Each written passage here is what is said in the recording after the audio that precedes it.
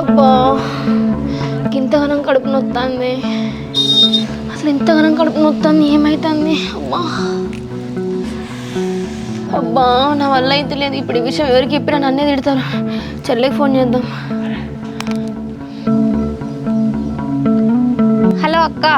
చెల్లె కడుపులో నొప్పి బాగున్నది, బాగా బ్లీడింగ్ అవుతుంది, నా వల్ల అయితే లేదే.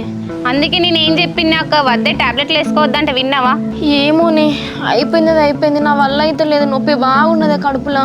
సర్లేవా, ఇప్పుడు అయ్యింది ఏదో అయిపోయింది. ఒకసారి బావకు చెప్పి హాస్పిటల్ తీసుకొని వెళ్ళమని అక్క. బావకు తెలిస్తే ఊకుంటాడా అని నన్ను ఇంట్లో ఉంచను కూడా ఉంచడు. ఎట్లా అనేది తెలియకుండా చూడాలి. మరి ఎట్లనే అక్క, ఎవరికి తెలియద్దంటే ఎట్లా చెప్పు? మరి నేను అమ్మకు చెప్పాలి ఒక మాట. మళ్ళీ అమ్మకి చెప్తా అంటేంది? ఈ విషయం మన ఇద్దరి మధ్యలో ఉండాలి, ఎవరికి చెప్పకే. ఎవరికి చెప్పొద్దు అంటున్నావు, నీకు బాగా నొప్పి వస్తుంది అంటున్నావు. మరి ఎట్లనే, ఏమన్నా అయితే ఎట్లా పరిస్థితి?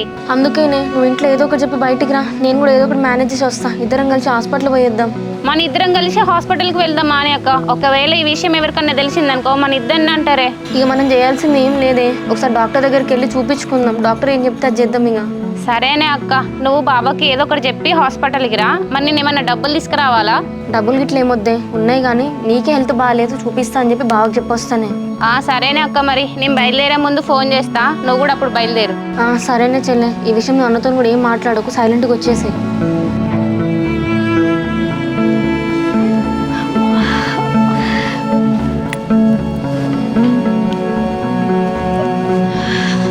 సరేనా సంతోష్, రేపు కలుద్దాం తీ.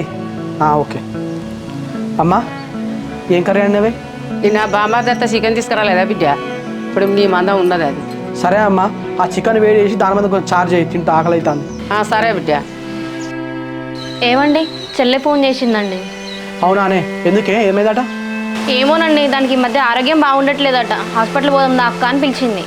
అవునా, నీకు కూడా కొంచెం కడుపులో నొప్పి ఉందని చెప్పేసి అన్నావు కదా. అయినా చెల్లె శివకి చెప్తే శివ తీసుకొని వెళ్ళు కదా.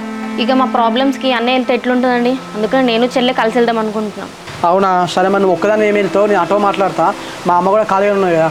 అమ్మ, నువ్వు సంగీతతో పోయి హాస్పిటల్కి వెళ్ళి వాళ్ళ చెల్లెకి హాస్పిటల్లో చూసుకొని మళ్ళీ ఇద్దరు ఇంటికి రాలే. సరే బిడ్డ, నాకేం పని ఉండదు, పోతా అదే ఆటోలో పోతా అత్త. ఎందుకు తీర్థమ్మా, నువ్వు మాత్రం వచ్చి ఇబ్బంది పడ్డాం, నేను చెల్లె వెళ్ళొస్తాంలే.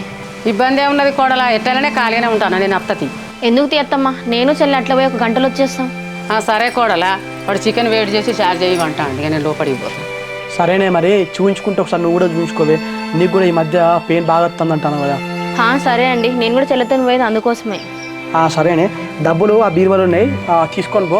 ఒకవేళ ఏమన్నా తక్కువ పడితే నాకు ఫోన్ చేయి, ఫోన్పే చేస్తా. సరే అండి, మీరు ఇప్పుడైతే ఎక్కడికి వెళ్ళట్లేదుగా, మన స్కూటీ తీసుకుని వెళ్తాం. నేను ఎటు పోయేది ఉన్నది ఏం లేదు, ఇట్లా తిని కొంచెం పడుకుంటా.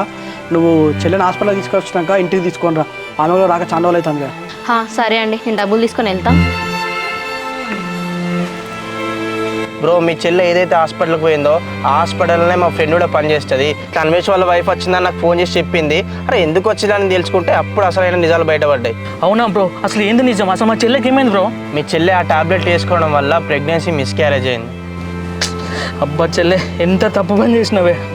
అరే అన్వేష్ అని పిల్ల అంటే చాలా ఇష్టం, వాడు ఎందుకు ఇట్లా చేస్తానని వానికి పోయి కలిసిన అప్పుడు నాకు అసలు నిజం తెలిసింది.